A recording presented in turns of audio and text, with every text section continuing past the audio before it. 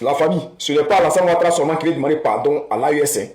Ce n'est pas Alassane Ouattara seulement qui veut demander pardon à l'AES. Il y a aussi la CEDEAO qui veut demander pardon à l'AES. Il y a également l'Union européenne qui veut demander pardon à l'AES. Il y a également Emmanuel Macron qui veut demander pardon à l'AES. Je vais vous expliquer, mais prenez vos tabourets, nous allons décoller. Chers frères, chers camarades, nous allons rentrer en profondeur. Alors, c'est à travers la Guinée que la CEDEAO veut demander pardon à l'AES. La Guinée, la Guinée. Mais qui dit CEDEAO dit Guinée? C'est à travers un ministre, Lassana Kouyaté, que la CEDEAO veut lancer les négociations. Qu'est-ce qui se passe?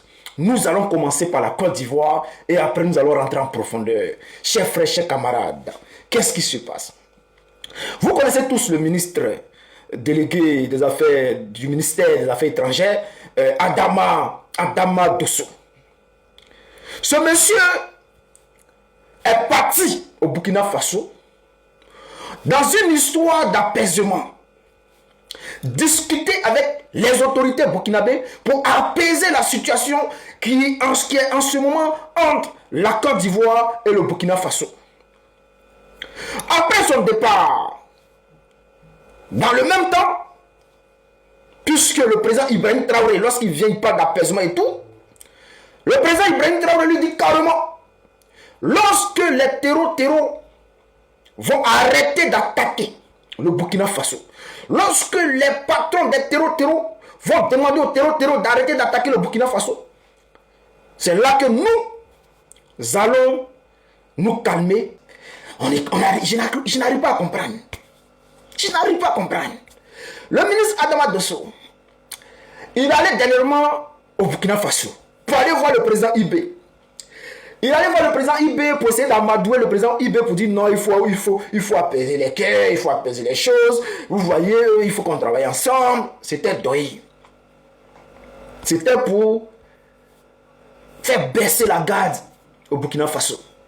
En réalité, lorsqu'il se retourne quelques temps après, coup d'État manqué au Burkina Faso. Les gens ont voulu prendre le pouvoir.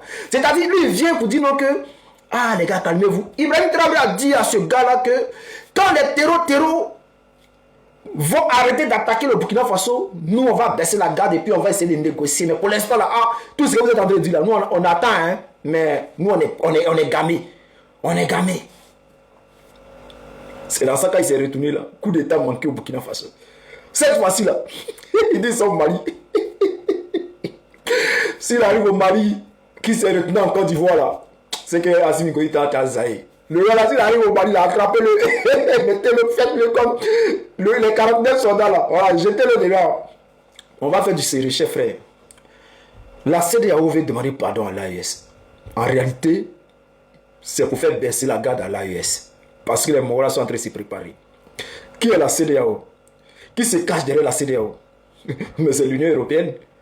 Donc si la CEDEAO veut demander pardon à l'AES, c'est que c'est l'Union européenne qui veut demander pardon à l'AES. La France de Macron veut demander pardon à l'AES. J'ai dit également que l'Union européenne veut demander pardon à l'AES.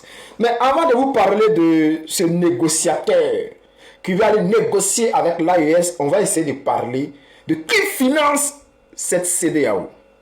La CEDEAO qui veut demander pardon. Qui finance cette CEDEAO-là? On va aller en profondeur, chers frères.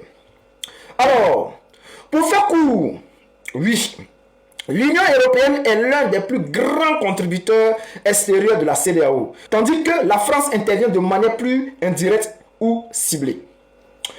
Voici comment se décompose ce soutien financier. Parce que lorsqu'on nous dit que la CEDEAO veut demander pardon à l'AES, négocier avec l'AES, bon, vous avez chassé les gars là, vous dites qu'ils ont fait coup d'État, vous dites qu'ils ont fait ceci, ils gèrent les peuples, ils font ceci, ils font cela, vous avez mis des sanctions de gauche à droite. Mais tout ça pourquoi? Pour après venir demander pardon, pour demander à l'AES de revenir dans la CEDEAO. Mais les gars disent qu'ils ne veulent plus rentrer dans la CEDEAO. Mais pourquoi vous forcez les choses? Il y a quelque chose qui n'est pas clair. Donc c'est ce qu'on va essayer de comprendre. Qui finance la CEDEAO? Qui est derrière? Qui est le boss de la CEDEAO? Alors écoutez ceci, chers frères, chers camarades. L'Union européenne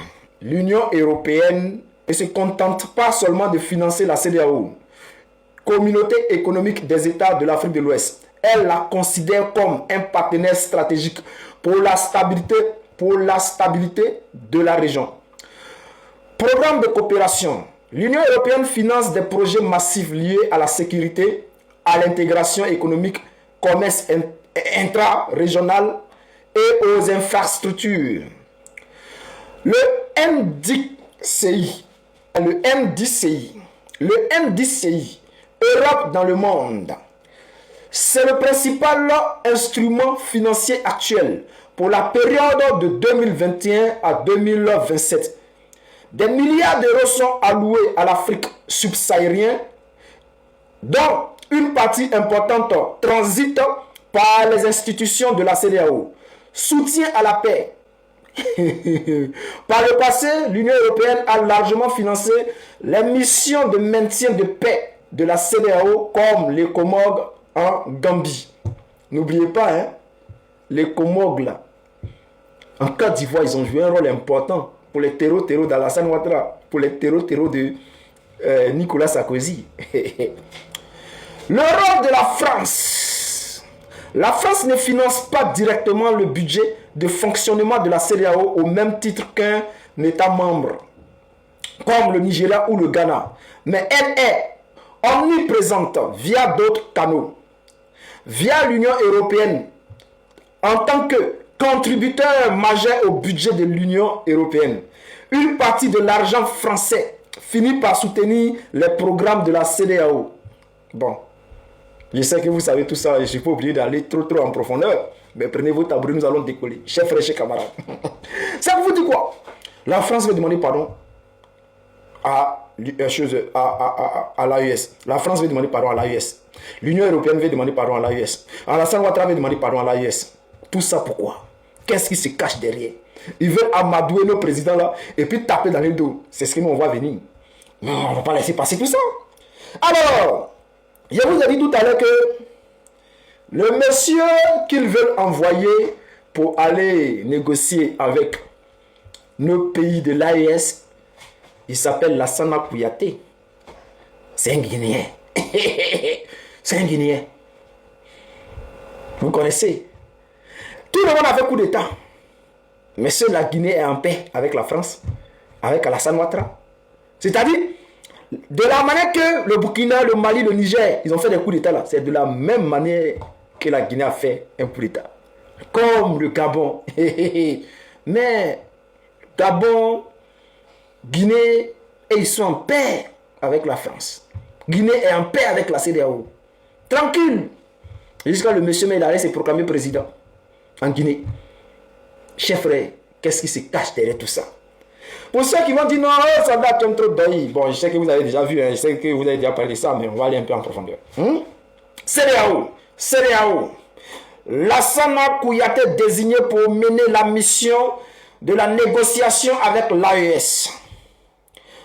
Alors, depuis l'annonce en janvier 2024 du retrait des membres de l'AES de la CEDEAO, des discussions ont été engagées pour tenter de ramener le bloc au sein de la communauté, mais sans succès.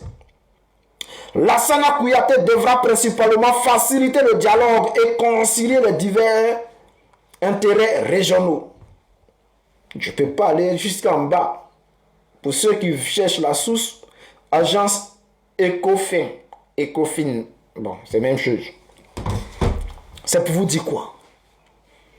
Qu'il y a quelque chose qui se prépare contre nos États de l'AES. Parce que à chaque fois que eux là, ils vont vous dire, hey les gars, revenez dans la CEDEAO, revenez dans la CEDEAO. Quand les gars se retournent là, coup d'État manqué.